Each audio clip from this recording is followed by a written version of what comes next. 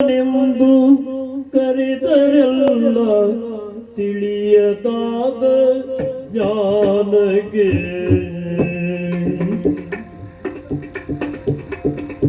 ಬ್ರಹ್ಮನೆಂದು ಕರೆದರೆಲ್ಲ ತಿಳಿಯದಾದ ಜ್ಞಾನಕ್ಕೆ ಬ್ರಹ್ಮಗಿಂತ ಮಿಗಿಲು ಜಗದಿ ಅಮ್ಮ ಎಂಬ ಪೊತ್ತಗೆ ಬ್ರಹ್ಮನೆಂದು ಕರೆದರೆಲ್ಲ ತಿಳಿಯದಾದ ಜ್ಞಾನಕ್ಕೆ ಬ್ರಹ್ಮಗಿಂತ ಮಿಗಿಲು ಜಗದಿ ಅಮ್ಮ ಎಂಬ ಪೊತ್ತಗೆ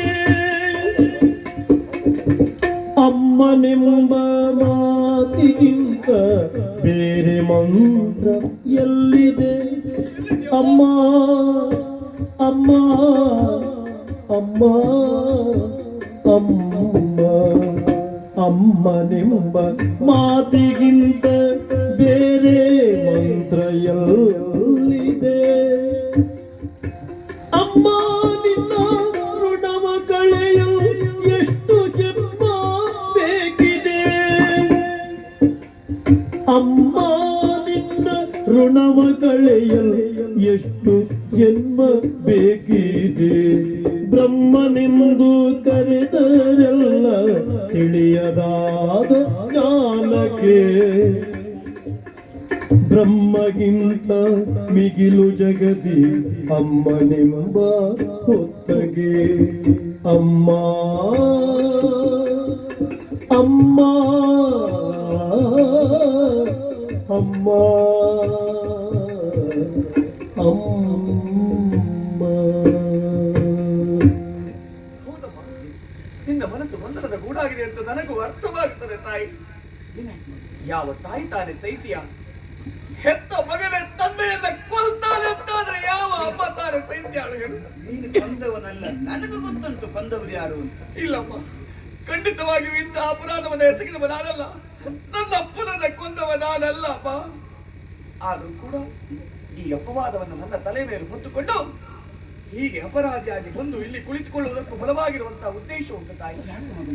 ಒಂದು ದಿನ ರಾತ್ರಿಯ ಸಂದರ್ಭದಲ್ಲಿ ಅರಮನೆಯಿಂದ ಹೊರಗಡೆ ನಾನು ಸಂಚರಿಸುತ್ತಿರುವಂತಹ ಕಾಲಕ್ಕೆ ರಣಧೀರ ಹಾಗೂ ಪಿನಾಕ ಈರುವರು ಬಂದು ನನ್ನನ್ನು ಸೆರೆ ಕಟ್ಟಿದ್ರಮ್ಮ.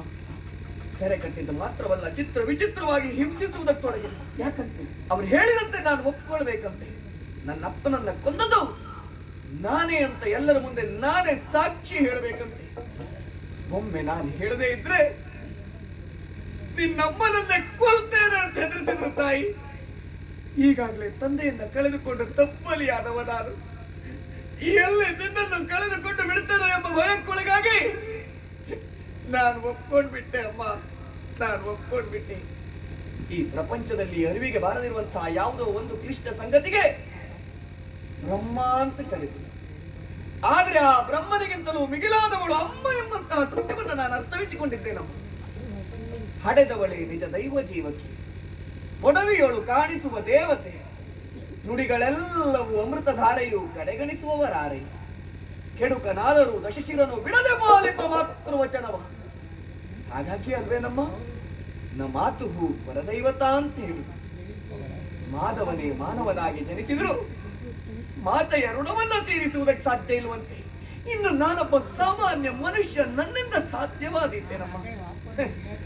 ಏಷನ ತ್ರಯಗಳನ್ನ ತ್ಯಜಿಸಿರುವಂತಹ ಒಬ್ಬ ಸನ್ಯಾಸಿಗೂ ಕೂಡ ತಾಯಿಯನ್ನ ಕಂಡಾಗ ಕಾಲಿಡಿದು ನಮಸ್ಕರಿಸುವಂತ ನಮ್ಮ ಸಂಸ್ಕೃತಿ ಹೇಳ್ತಾರಮ್ಮ. ಈ ಪ್ರಪಂಚದಲ್ಲಿ ಹುಟ್ಟಿರುವಂತಹ ಪ್ರತಿಯೊಬ್ಬ ವ್ಯಕ್ತಿಯೂ ಕೂಡ ದೈವ ಋಣವನ್ನಾದರೂ ತೀರಿಸಬಹುದಂತೆ, ಪಿತೃ ಋಣವನ್ನಾದರೂ ತೀರಿಸಬಹುದಂತೆ, ಋಷಿ ಋಣವನ್ನಾದರೂ ತೀರಿಸಬಹುದಂತೆ, ಹೆಚ್ಚೇನು ಉಣ್ಣುವ ಅನ್ನದ ಋಣವನ್ನಾದರೂ ತೀರಿಸಬಹುದಂತೆ. ಆದ್ರೆ ಮಾತು ಎಂಬಂತಹ ಈ ಮಮಕಾರದ ಒಡಲಿನ ಋಣವನ್ನು ತೀರಿಸುವುದಕ್ಕೆ ಯಾರಿಂದ ತಾಯಿ ಸಾಧ್ಯ? ಯಾರಿಂದಪ್ಪ ಸಾಧ್ಯ? ಹಾಗಾಗಿ ನಾನು ಸತ್ರು ತೊಂದರೆ ಇಲ್ಲ, ನಿನಗೇನೂ ಆಗಬಾರ್ದು ಅಂತ ನಾನು ಒಪ್ಕೊಂಡ್ಬಿಟ್ಟೆ ಅಮ್ಮ, ನಾನು ಒಪ್ಕೊಂಡ್ಬಿಟ್ಟೆ. ನಿನ್ನಮ್ಮ ಸಾಯ್ತಾಳೆ ಎನ್ನುವ ಕಾರಣಕ್ಕಾಗಿ ನನ್ನನ್ನು ಬದುಕಿಸುವುದಕ್ಕೆ ನೀನು ಸಾಯುವುದಕ್ಕೆ ಮುಂದಾದ್ಯ ಮಗನೇ. ಹೌದಾ? ನಿನ್ನಮ್ಮ ಎಂದು ಸತ್ತಿದ್ದಾಳೆ ಮಗ. ಅಂದ್ರೆ ಈ ಪ್ರಪಂಚದಲ್ಲಿ ಯಾವುದೇ ಒಬ್ಳು ತಾಯಿ ಆದವಳು, ಒಮ್ಮೆ ಸತ್ತು ಬದುಕಿದವಳು, ಸಾವಿನ ಜೊತೆಗೆ ಸೆಣಸಾಟವನ್ನು ಮಾಡಿದವಳು, ಈ ಸಾವಿನ ಜೊತೆಗಿನ ಸೆಣಸಾಟದ ಧೈರ್ಯ ಎಲ್ಲಿಂದ ಬರ್ತದೆ ಗೊತ್ತಾ ಮಗನೇ? ನಾನು ತಾಯಿ ಆಗ್ತೇನೆ ಅನ್ನುವಂತಹ ಉತ್ಸಾಹದಲ್ಲಿ, ಆ ಸಂತೋಷದಲ್ಲಿ. ಆದ್ರೆ ಹೆತ್ತ ಮಗನೇ ಸತ್ತು ಹೋದ ಅಂತ ಆದ್ರೆ ಅವಳ ಹೋರಾಟಕ್ಕೇನರ್ಥ ಮಗನೇ? ಅವಳ ತಾಯ್ತನಕ್ಕೇನರ್ಥ? ನೀನು ಸತ್ತು ನಾನು ಬದುಕಿರ್ತೇನೆ ಅಂತ ಆದ್ರೆ ನನ್ನ ತಾಯ್ತನಕ್ಕೆ ಅರ್ಥ ಉಂಟೆ ಹೇಳು? ನಾನು ಬದುಕಿದ್ದೇನು ಪ್ರಯೋಜನ ಹೇಳು? ಯಾವ ಕಾರಣಕ್ಕೂ ನಿನ್ನನ್ನು ನಾನು ಸಾಯಬೇಡ ಮಗನೇ. ನಿನ್ನ ಅಪ್ಪನ ಕೊಂದದ್ಯಾರು ಅಂತ ನನಗೂ ಗೊತ್ತು. ಹೇಳಿದಿಲ್ಲ,